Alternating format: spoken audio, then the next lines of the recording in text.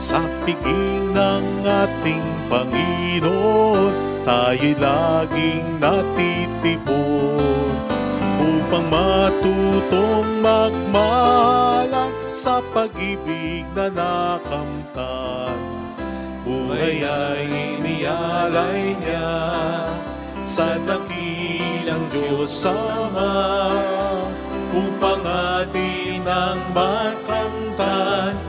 Buhay na walang hanggan sa piging ng ating Panginoon, tayo'y laging natitipon upang matutong magmahalan sa pag-ibig na nakamtan. Sa ngalan ng Ama at ng Anak at ng Espiritu Santo. Amen. Sumainyo ang Panginoon. At sumaiyo rin. Pasalamatan natin ang Panginoon sa pamamagitan ng misang ito at upang tayo maging marapat halina't magsisimuna para sa ating mga kasalanan. Tayo pong lahat, inaamin ko sa makapangyarihang Diyos At sa inyo mga kapatid, na lubha akong nagkasala sa isip, sa salita at sa gawa, at sa aking pagkukulang. Kaya sinasamo ko sa mahal na Birheng Maria, sa lahat ng mga anghel at mga banal, at sa inyo mga kapatid, na ako'y panalangin sa Panginoong ating Diyos. Kaawaan tayo na mapagmahal na Diyos, patawarin sa ating mga sala, at patnubayan hanggang sa buhay na walang hanggan. Amen. Panginoon, kaawaan mo kami. Panginoon, kaawaan mo kami. Kristo, kaawaan mo kami. Kristo, kaawaan mo kami. Panginoon, kaawaan mo kami. Panginoon, kaawaan mo kami. Iyuko natin ang ating ulo. Maaaring ibulong sa Panginoon ang ating intensyon.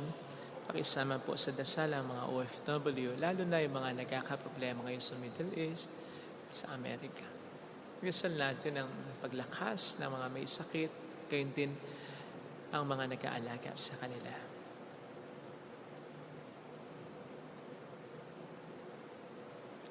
Manalangin tayo. Ama naming makapangyarihan, lakas ka nang walang inaasahan kundi ikaw. Ang pagluhog namin ay iyong pagbigyan sapagkat kami mga tao lamang na pawang mahihina kapag iyong iniwanan. Kaya naman kami lagi mong tulungan upang sa pagtupad ng iyong mga kautusan, ikaw ay aming mabigyang kasiyahan sa aming iniisip at ginagawa araw-araw. Sa pamamagitan ni Jesucristo, kasama ng Espiritu Santo, magpasa walang hanggan. Amen.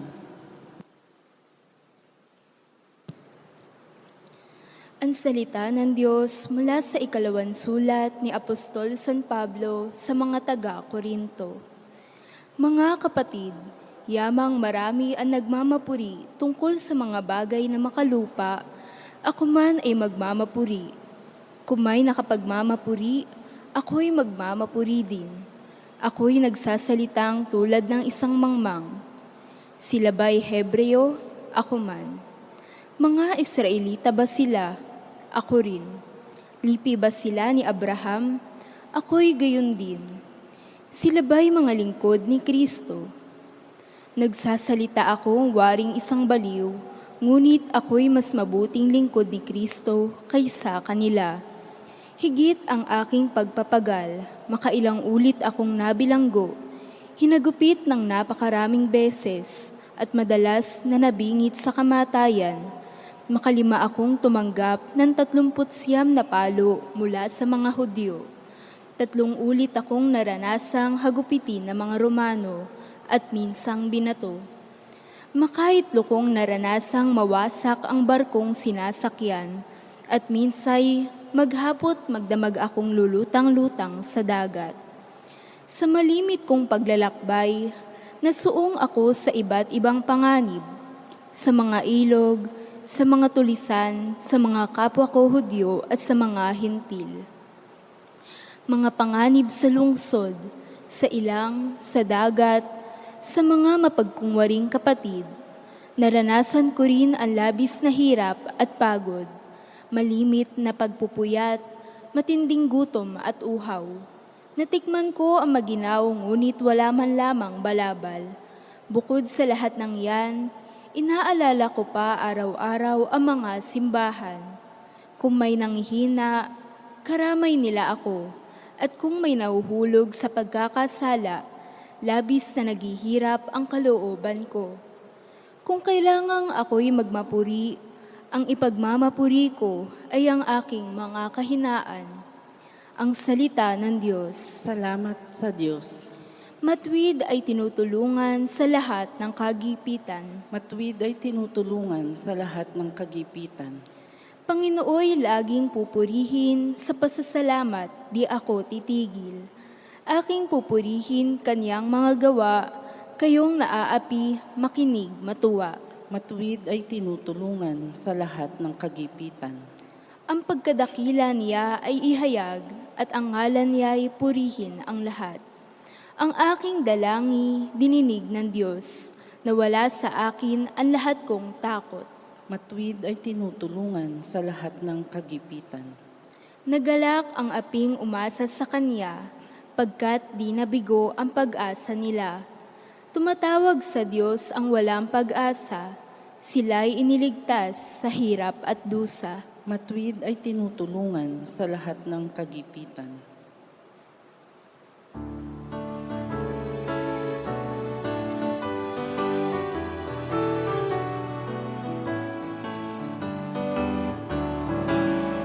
Hallelujah, hallelujah, hallelujah.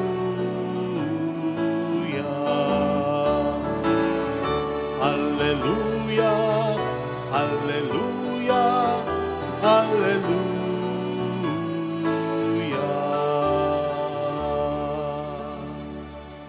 Sumainyo ang Panginoon. At sumaiyo rin, Ang mabuting balita po ng Panginoon ayon kay San Mateo. papuri sa iyo, Panginoon. Noong panahong yon, sinabi ni Jesus sa kaniyang mga alagad, "Huwag kayong mag-impok ng kayamanan dito sa lupa. Dito'y may naninirang tanga at kalawang, at may nakapapasok na magnanakaw. Sa halip, impukin ninyo ay ang kayamanan sa langit. Do'y walang naninirang tanga at kalawang, at walang nakapapasok na magnanakaw. Sapagkat kung saan naroon ang inyong kayamanan, naroon din naman ang inyong puso. Ang mata ang pinakailaw ng katawan. Kahit kung malinaw ang inyong mata, maliliwanagan ang buo mong katawan. Ngunit kung malabo ang inyong mata, madirimlan ang buo mong katawan. Kaya't kung ang liwanag na nasa iyo ay kadiliman pala, napakadilim niyan." Mga kapatid, ang mabuting balita ng Panginoon. Pinupuri ka namin, Panginoong Hesukristo. Welcome sa Our Lady of Lasal at Quasay Parish, kung saan ayos lang umiyak at samahan tayo ng mahal na ina sa pag-iyak at sa pagdarasal upang maging maayos ang lahat. Narinig po natin sa ating mabuting balita ang utos ng ating Panginoon sa atin na huwag daw tayo mag-iimpok ng kayamanan dito sa lupa. Sa halip, mag-impok tayo ng kayamanan sa kalangitan.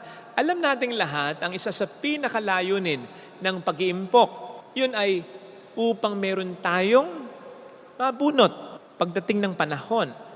Sapagkat ang sabi nga ng kasabihan, ang taong may iniimpok, siyang may mabubunot. Kapag walang inimpok, walang mabubunot. Sa pagsasabi ng Panginoon sa atin na huwag tayong mag-iimpok dito sa lupa, I don't think na sinasabi niya sa ating huwag na tayong mag-ipon at least, lalo na ng ating emergency fund. Papaano kung mga ilangan tayo pagdating ng panahon? Mga abala pa ba tayo ng iba? Aasa pa ba tayo sa iba? Baka naman maging applicable naman sa atin yung isa pang kasabihan, ubos-ubos biyaya, bukas nakatunganga. Wag naman. Ang sinasabi lang sa atin ng Panginoon dito ay gwardyahan natin ang ating puso. Sapagkat ang sabi niya dito, kung saan naroon ang inyong kayamanan, ang itinuturing nating yaman, ang itinuturing nating mahalaga sa ating buhay, nandun din ang ating puso. Sa madaling salita, gwardyahan natin ang ating puso na huwag nitong mahalin, masyadong pahalagaan ang kayamanan.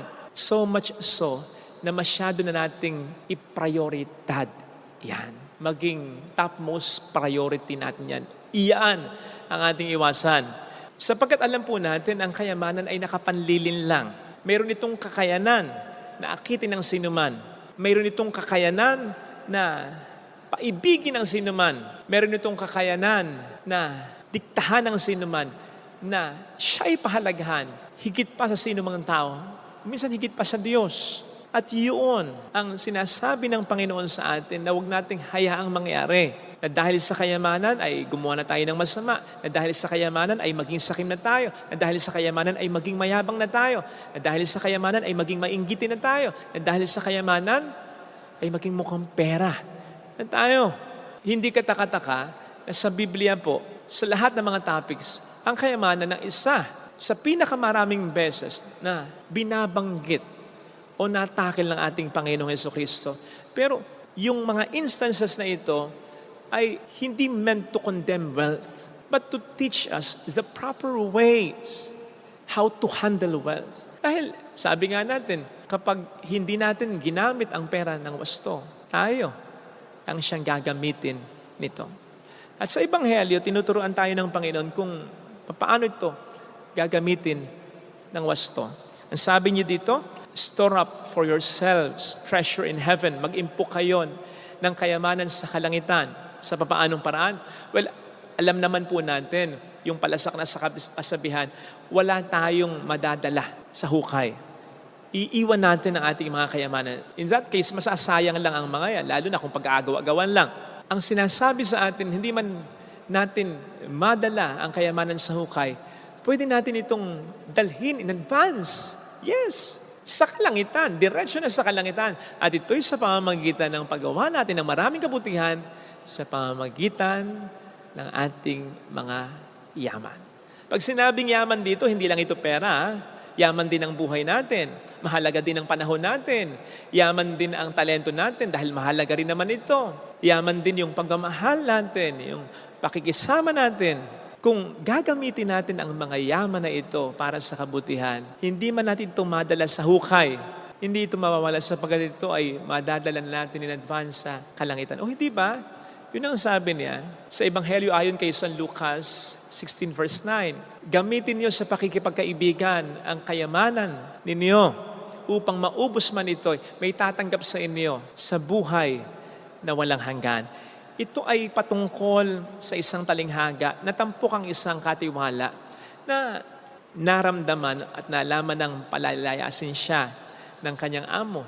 Kaya ang ginawa niya ay ginamit niya ang kanyang kakayanan upang gumawa ng kabutihan sa iba. Nang sa gayon palayasin man siya ng kanyang amo at pinalayas nga siya, may tatanggap sa kanya. Ang sinasabi ng ating Panginoon dito ay tularan natin yung pagiging tuso ng katiwalang ito. Na gamitin natin na naman ang kakayanan natin na meron tayo ngayon. Nang sa gayon, kapag tayo ay umalis na sa mundong ito, may tatanggap sa atin, may sasalo sa atin sa kabilang buhay. At ito ay yung mga nagawan din naman natin ng kabutihan nung tayo ay nabubuhay. Lalo pat hindi lingid sa Panginoon ang ating mga ginagawang kabutihan. Ito, balang araw, ay kaniyang gagantihan. Narinig niyo na siguro yung kwento o yung pagsasabi na kapag tayo gumagawa ng kabutihan ay para bagang nagpapadala na tayo ng mga materyales sa kalangitan na pampagawa ng ating mga tahanan. Sinabi kong parang at in-emphasize ko yung parang dahil ito'y paglalarawan lang naman na hindi po pwedeng sakupin o i-describe ang buong katotohanan. Katulad ng katotohanan, ang buhay na wala hanggan at ang tahanan natin sa kalangitan ay hindi naman base sa ating mga ginagawang kabutihan. Sapagkat ang sabi nga sa Biblia ay minahal na tayo ng Diyos kahit matayo'y mga makasalanan. Kaya lang, alam din naman natin, katulad ng sinabi ko last Wednesday, na gagantihan ng Panginoon ang ating mga kabutihan. Iba pa rin siyempre yung quality ng pagmamahal ng Diyos sa mga sumusunod sa Kanya. Hindi dahil sa may paborito siya, kundi dahil silang mga sumusunod sa Kanya ang siyang mas mag-enjoy lang talaga, mas makararanas lamang talaga ng pagmamahal niya. Kaya't kung tayo sumusunod,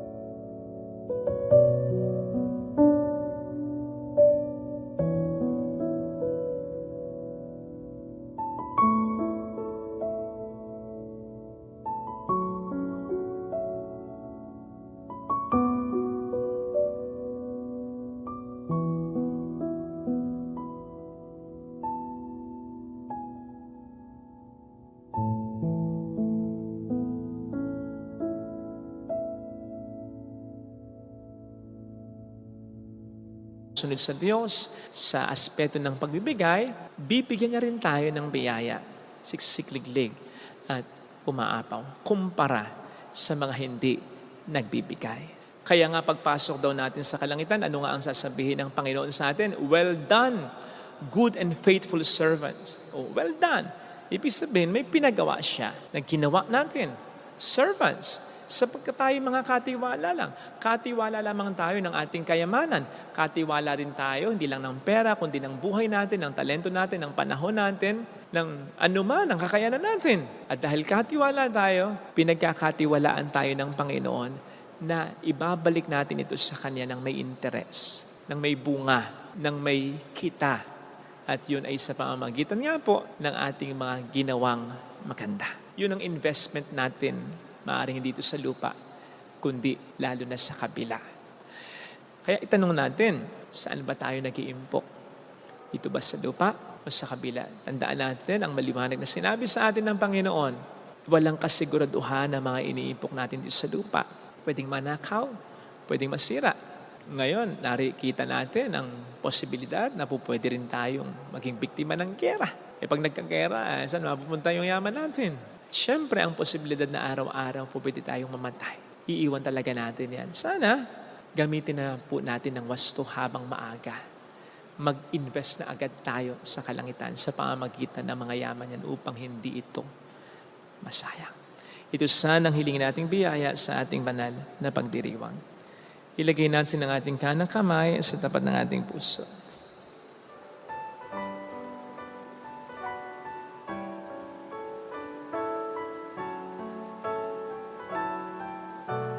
Awitin natin. Alam kong may magagawa ang Diyos.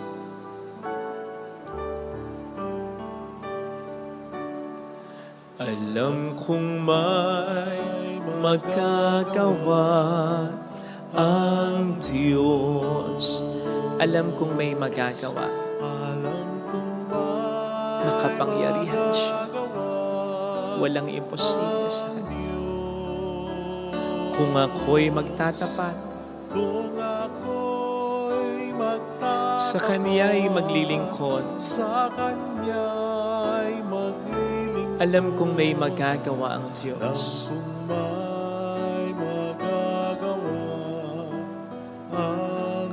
Alam kong diringgin ng Diyos ang samo ko, sapagkat mahal niya ako. Alam kong di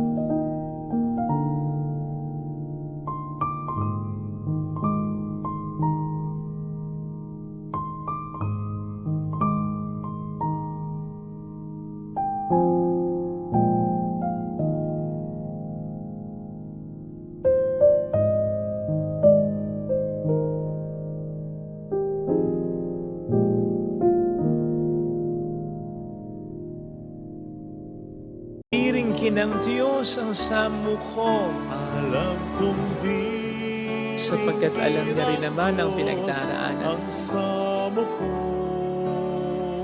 Kung ako'y magtatapat, Kung ako'y magtatapat, sa Kaniya'y maglilingkod, sa Kanya'y maglilingkod. alam kong diringkin ng Diyos ang samo ko. Diringkin ang Diyos. Pikit natin ang ating mga mata.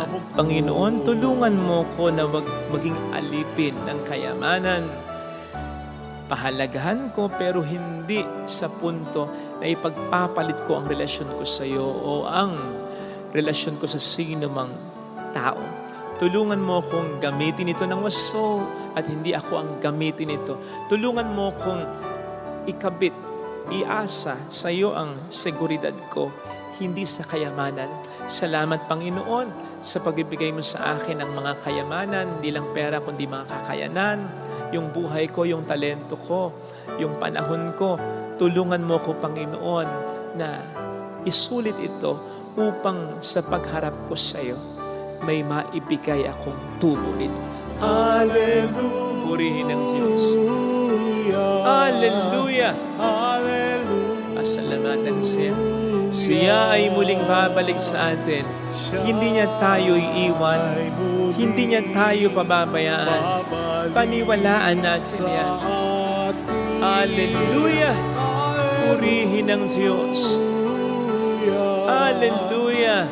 Sa takdang panahon, babalik ang Panginoon upang tayo ay kunin. Tapat siya sa kaniyang mga pangako sa atin.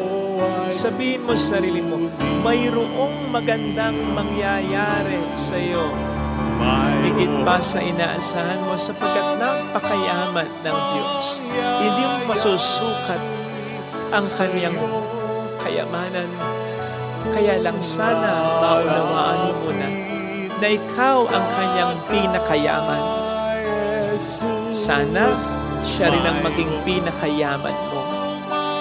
Na ang matanggap siya, na ang mapalapit sa Kanya, ang siyang maging pinaka at hikain ng buhay mo.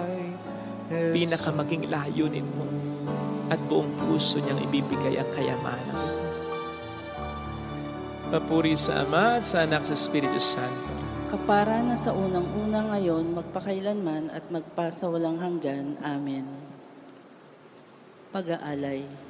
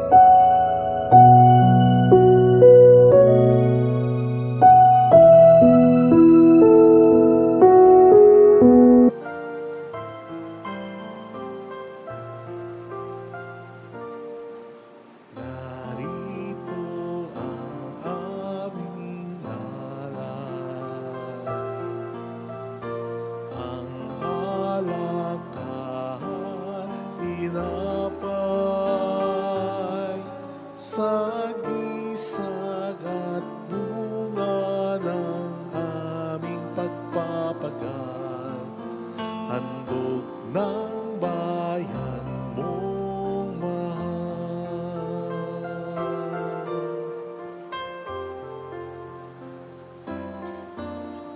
Laan na alay sa iyong palad, buhay namin pagsisikap, huwag nawang hadlangan ang aming kakulangan, handog namin sa'yo lamang. Kapuri-puri ka po naming mahal, O Diyos ng langit at sangkalupaan, basbasan at lingapin buhay naming laan. Tinig namin ay pakinggan. Manalangin tayo, pang ating handog ay maging kalugod-lugod sa Diyos Amang makapangyarihan. Tanggapin nawa ng Panginoon itong paghahain sa iyong mga kamay sa kapurihan niya at karangalan sa ating kapakinabangan at sa buong sambayanan niyang banal.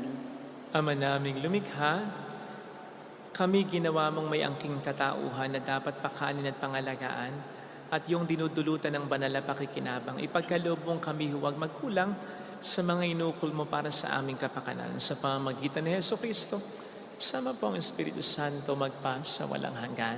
Amen. Sumainyo ang Panginoon. At sumaiyo rin, Itaas sa Diyos ang inyong puso at diwa. itinaas na namin sa Panginoon. Pasalamatan ng ating Panginoong Diyos. Marapat na siya ay pasalamatan. Ama naming makapangyarihan, tunay ngang marapat na ikaw ay pasalamatan sa pamamagitan ni Jesucristo na aming Panginoon. Siya ay naging kapwa naming maasahan upang may mangunang umako sa pananagutan dahil hangad mong magbago ang kinamihasang pagkakanya-kanya ng sangkatauhan.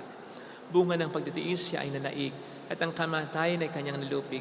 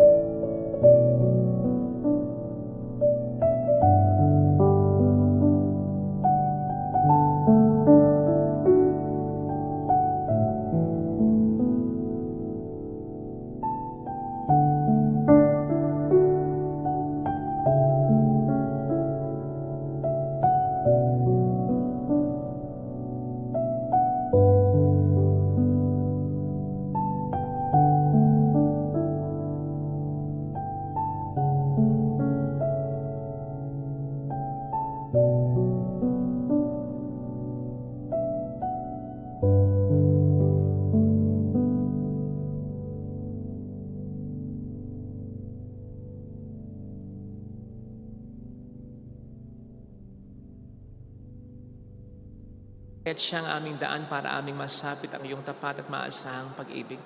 Kaya kaisa ng mga anghel na nagsisiawit ng papuri sa iyo ng walang humpay sa kalangitan, kami nagpupunyi sa iyong kadakilaan. Santo, Santo, Santo, Panginoong Diyos ng mga hukbo, napupuno ang langit at lupa ng kadakilaan mo. O sana sa kaitaasan, pinagpala ang naparirito sa ngalan ng Panginoon. O sana sa kaitaasan. Ama naming banal, ikaw po ang bukal ng tanang kabanalan. Kaya't sa pamamagitan ng iyong Espiritu gawin pong banal ang mga kaloob na ito upang para sa amin ay maging katawan at dugo ng aming Panginoong Hesukristo. Bago niya pinagtiis ang kusang loob na maging handog, hinawakan niya ang tinapay, pinasalamatan kaniya, pinaghati-hati niya iyon, iniabot sa kaniyang mga alagad at sinabi, "Tanggapin ninyong lahat ito at kanin. Ito ang aking katawan na ihahandog para sa inyo."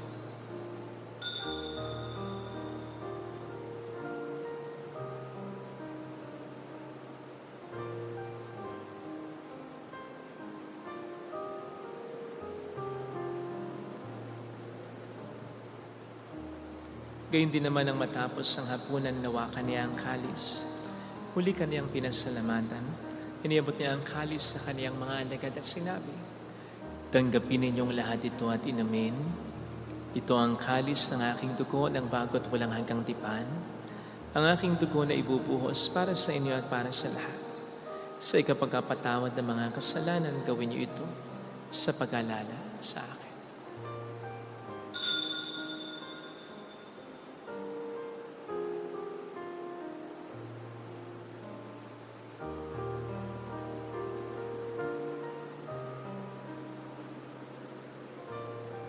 Ipagbunyi natin ang misteryo ng ating pananampalataya. Si Kristo'y namatay, si Kristo'y nabuhay, si Kristo'y babalik sa wakas ng panahon. Ama, ginagawa namin ngayon ang pagkalaala sa pagkamatay at muling pagkabuhay ng iyong anak.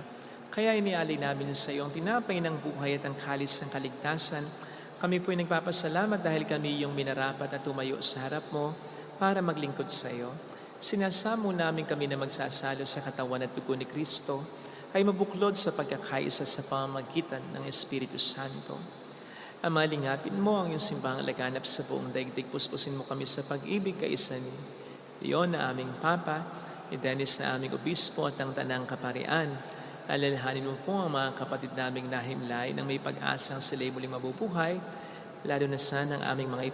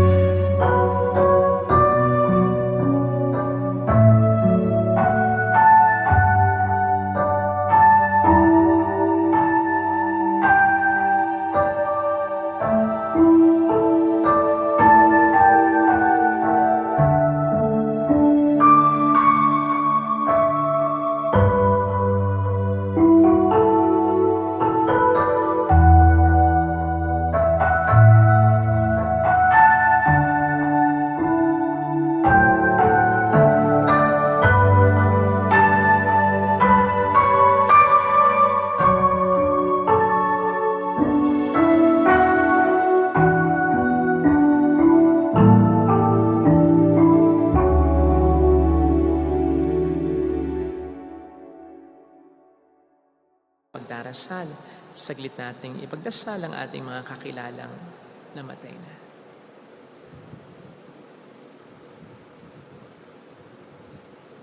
Kaawaan mo sila at patuloyin sa iyong kaliwanagan. Kaawaan mo at pagkingtapatin kaming lahat na makasalo sa iyong buhay na walang wakas. Kaisa ang mahal na birhen ng Lasalet, ang ina ng Diyos. Isanusay ang kabiyak ng kanyang puso lahat ng mga banal na namuhay dito sa daigdig ng kalugod-lugod sa iyo. May pagdiwang nawa namin ang pag-upuri sa ikararangal mo sa pamamagitan ng iyong anak na aming Panginoong Jesucristo.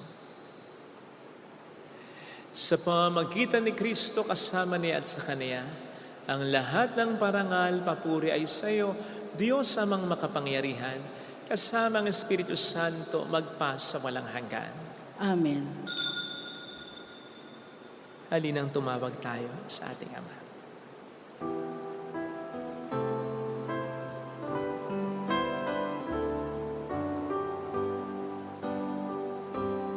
Ama namin, sumasalangit ka, sambahin ang ngalan mo, mapasa amin ang kaharian mo, sundin ang loob mo dito sa lupa para ng sa langit. Bigyan mo kami ngayon ng aming kakanin sa araw-araw, at patawarin mo kami sa aming mga sala, para ng pagpapatawad namin sa nagkakasala sa amin, at huwag mo kami ipahintulot sa tukso, at ihadya mo kami sa lahat ng masama. Niling namin kami adya sa lahat ng masama, pagkalooban ng kapayapaan araw-araw, iligtas sa kasalanan sa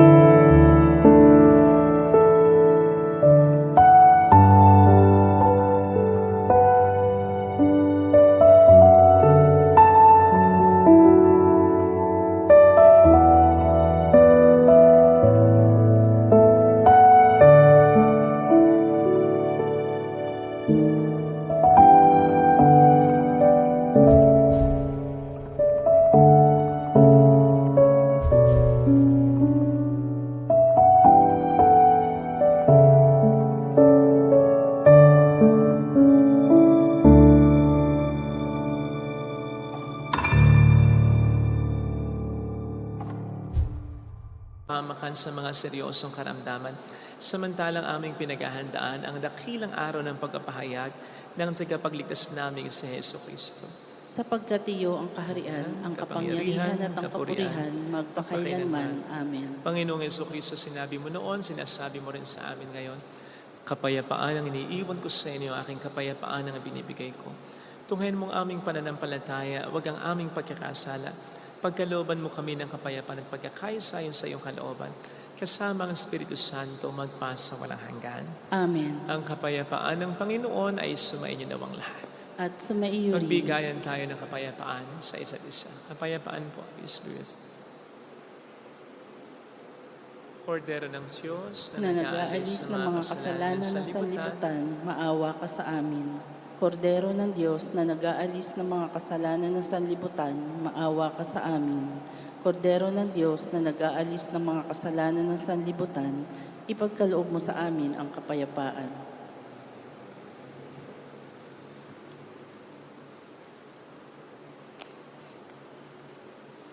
Narito sa harap natin ng Panginoon ang ating buhay at kaligtasan. Mapalad tayong inaaneyahan. Panginoon, hindi ako karapat-dapat na magpatuloy sa iyo, ngunit sa isang salita mo lamang ay gagaling na ako.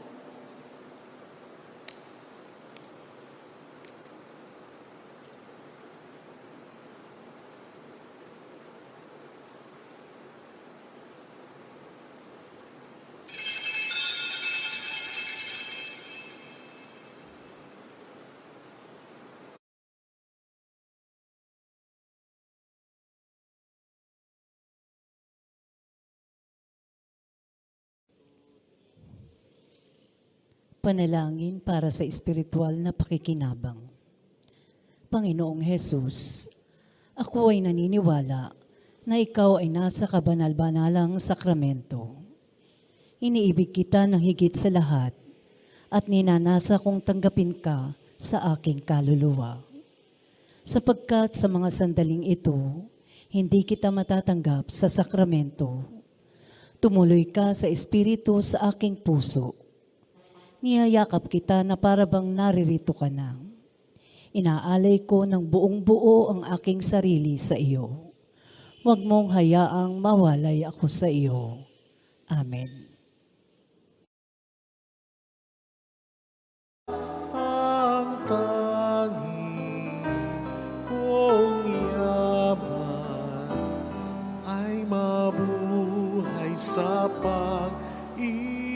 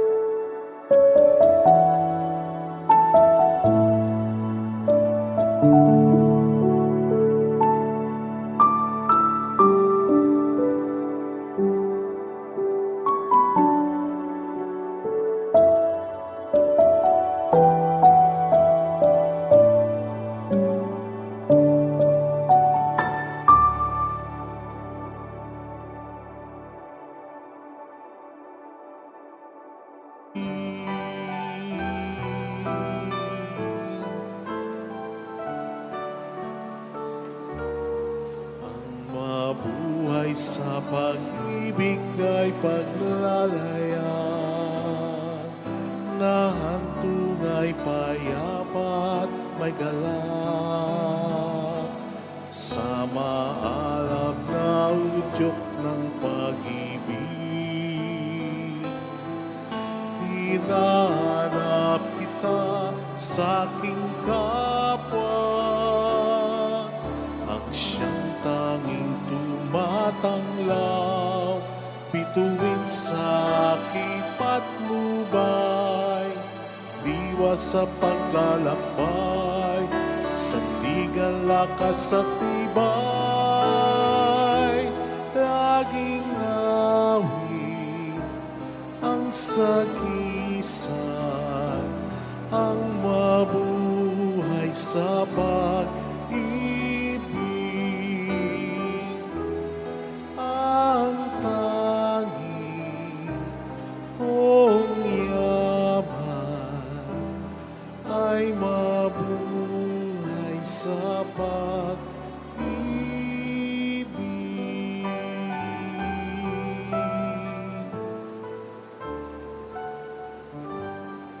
Manalangin tayo. Ama naming mapagmahal, ang pinagsaluhan naming banal na pakikinabang na nagpapahiwatig ng iyong pakikiisa sa tanang naritong nakikipagdiwang ay magdulot nawa ng pagkakaisa sa iyong sambayanan sa pamamagitan ni Jesucristo. Kasama ng Espiritu Santo magpa sa walang hanggan.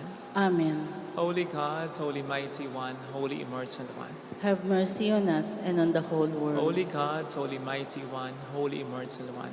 Have mercy on us and on the whole world. Holy God, Holy Mighty One, Holy Immortal One. Have mercy on us and on the whole world. Jesus, King of Mercy, We trust in you. alalahanin. Alalahanin, O mahal na Birhen ng Lasalet, ina ng pag-asa, ikaw nagpaalala sa aming magbalik loob sa Ama. Ito nagpapatunay na ang kagandahang loob mo'y nanatiling busilak sa pag-aaruga mo sa amin tungkulin mo'y tinupad. Sa paanan ni Kristo'y itinuring mo kami mga tunay mong anak, kaya dinais mong ni Isay huwag mapahamak. Maging sa iyong walang tigil na pananalangin, pati luhay pumatak. Huwag namang mawala ng saysay ang iyong paghihirap. Hiling nawa namin sa iyo, O aming inang liyag, na matapos ang pakikibaka namin sa mundong ito, at sa pananatili naming tapat kay Kristo,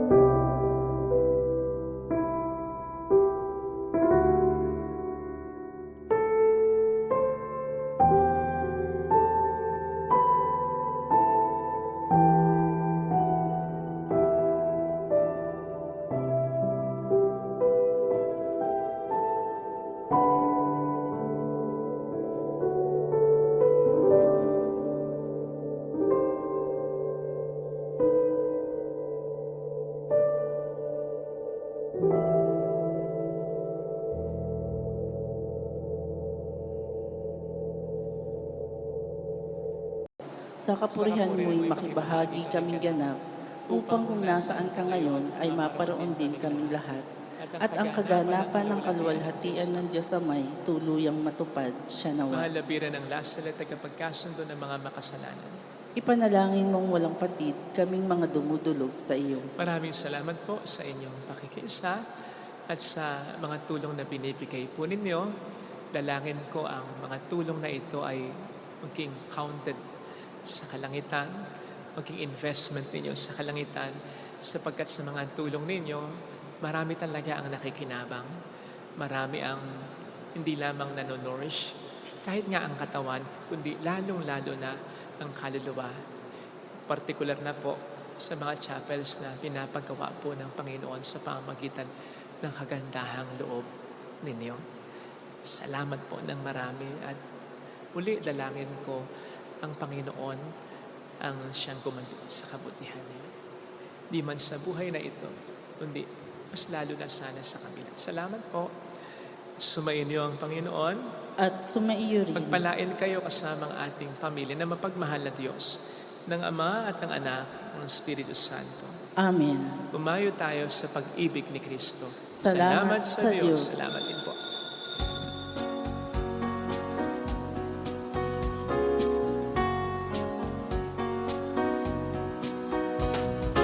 On this day, O Mother of our Lord, we sing you praise for lighting up our way.